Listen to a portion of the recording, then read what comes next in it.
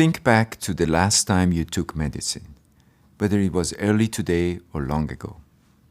Do you know what went into approving that medication? Well, the pharmaceutical company did their own testing using random samples of people, and based on the results, the FDA approved it for sale. But here's the thing. Most people were excluded from those randomized selections. People with various comorbidities were excluded, which means that based on that pre-FDA testing alone, we don't really know if the medication will work for you. And that can create a problem for the 75% of people who have comorbidities. Recently, Vioxx was approved by the FDA and then withdrawn based on post-release data. These data showed increased risk of heart attack among patients who took Vioxx.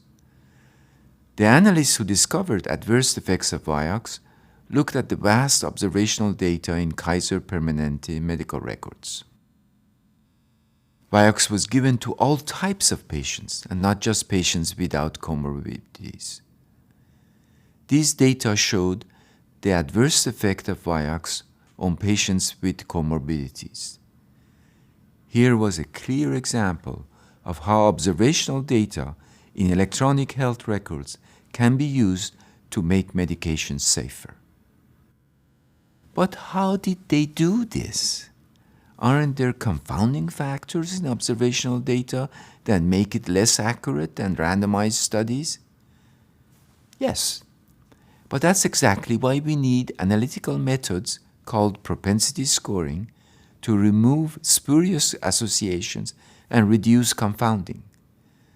Propensity scores create a balanced data where all covariates occur at the same rate among treated and untreated patients.